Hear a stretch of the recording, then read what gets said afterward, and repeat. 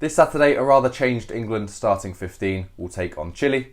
Steve Borthwick's clearly used this game as an opportunity to start some youthful players and some more inexperienced players, as well as bringing Owen Farrell back into the team to get him some game time minutes and get him settled back into the England team.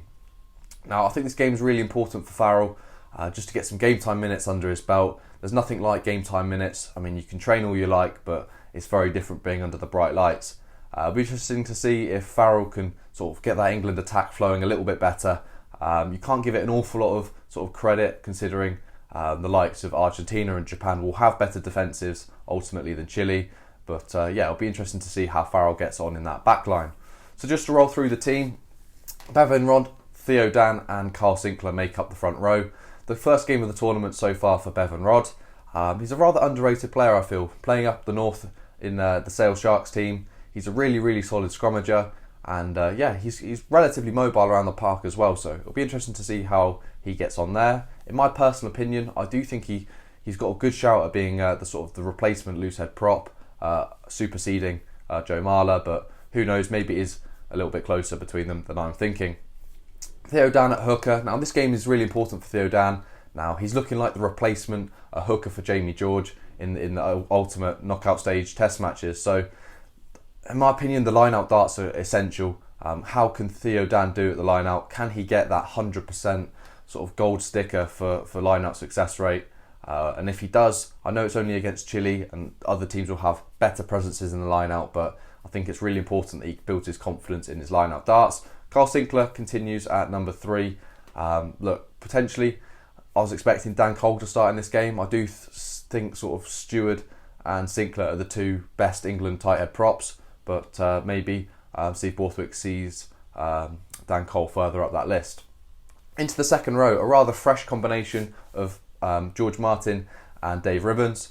Now, Dave Ribbons is one of my favourite sort of England inexperienced players. I mean, his handling is unreal. Got really good mitts in the line-out, can definitely steal a line-out or two.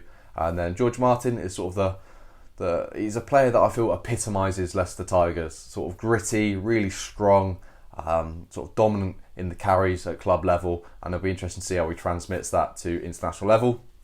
Now this back row, especially the flankers, is really exciting. Lewis Ludlam at 6, he got a good amount of minutes against Japan, and it'll be interesting to see how he goes in the 6 jersey. Jack Willis, probably one of England's best players, starts at 7. Now, look, this is the first game of the tournament, just like it was for Bevan Rod, so it will be interesting to see how he gets on. He's always a presence over the ball. His jackling is second to none, so hopefully we can see a little bit of that in this game. Billy Vanapola comes in at 8 for Lewis Ludlam.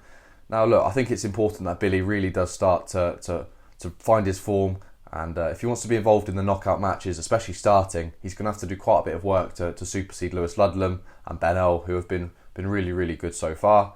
I have no doubt that Billy on his day is a world-class number 8, and it'll be interesting to see how he can sort of use his physicality against what will be a relatively small Chile pack in comparison to other international outfits.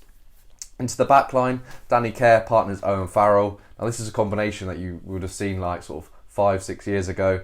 Yeah, I'm excited to see how this one gets on. Danny Kerr obviously bringing the pace of ball. He's definitely more attacking number 9 than sort of the mould of sort of Youngers and Van Portfleet, who like to box kick.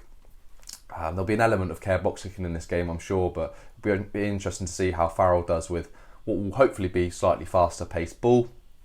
And then Owen Farrell obviously at 10, as I've already spoken about him a little bit. It's imperative that he does play well in this game, and yeah, it really shows the England fans that he's worthy of that 10 jersey. And a lot of England fans sort of lean towards Farrell in the 10 jersey, being because he's captain. In this game, I want Owen Farrell to show people why he's always been sort of Steve Borthwick's favoured fly half. Moving into the centres, Ollie Lawrence partners Elliot Daly. Elliot Daly moving into the 13 jersey from the wing. Now, I believe he has said that 13 is his favoured position, so it'll be interesting how he can get on there. Ollie Lawrence at 12, offering some sort of punch and power up the middle. And yeah, Ollie Lawrence is usually playing at 13 for England, so he's just moved in 1.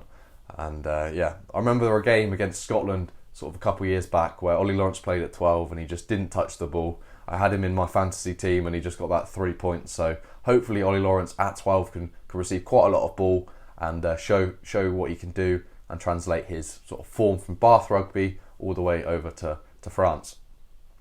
Into the back three, a really exciting back three. Malin's on the left wing, Arundel at 14, and Marcus Smith at fullback.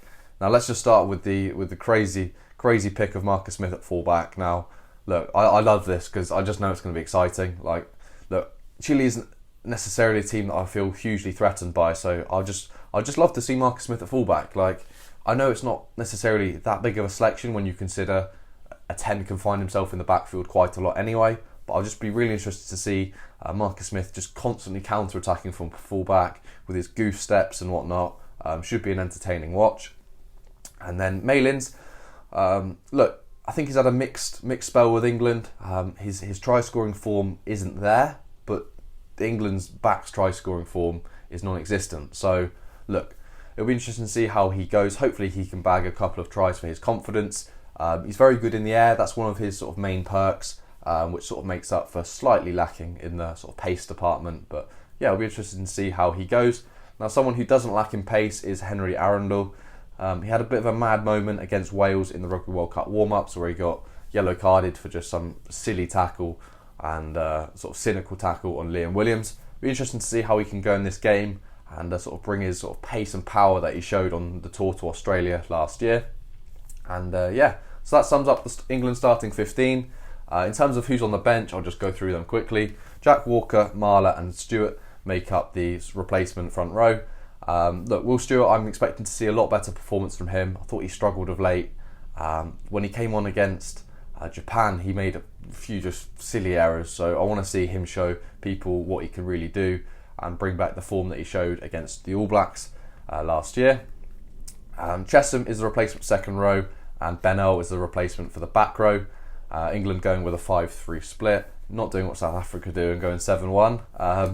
And then in the backs, Ben Young's partners George Ford at 9 and 10, and then Joe Marchant is sort of the versatile back three player and centre. So yeah, Joe Marchant can literally cover anywhere from 11 to 15 pretty much. So yeah, he's a good player to have on the bench, just like Elliot Daly can really shuffle around, and you can sort of mould them to the style you want to play. Now, look, in terms of Chile's previous games in this World Cup, they lost to Japan by 30 points, 42-12, and lost to Samoa 33-10. So they haven't had the best start to the World Cup. A couple of respectable scores, most namely the Samoa one, sort of losing to Samoa by 23 points in a game which, Samoa could blow teams away. So potentially they get some credit there. Now the bookies expect England to win by 50 points. That is quite a margin. If I had to sort of comment on that scoreline, I'd say probably a little bit less than 50 points. This England team can click, it can score tries, but it's not shown sort of masses of attacking adventure yet. Look, Chile are not quite the size of the defence that of England have played so far, so maybe England will pull them apart. If I had to pick a scoreline, I'd say England by sort of 35 to 45 points. I don't think it will be like a huge blowout like a France against Namibia, but look, England should win comfortably, and it should be an exciting game. Interesting to see Marcus Smith at fullback, and let me know what your thoughts are in the comment section down below. As always, I'll reply to you all, and put your score predictions in. Does Chile score a try or two? Maybe not. The England defence has been relatively good so far this tournament, so let me know what your thoughts are, and thank you very much for watching.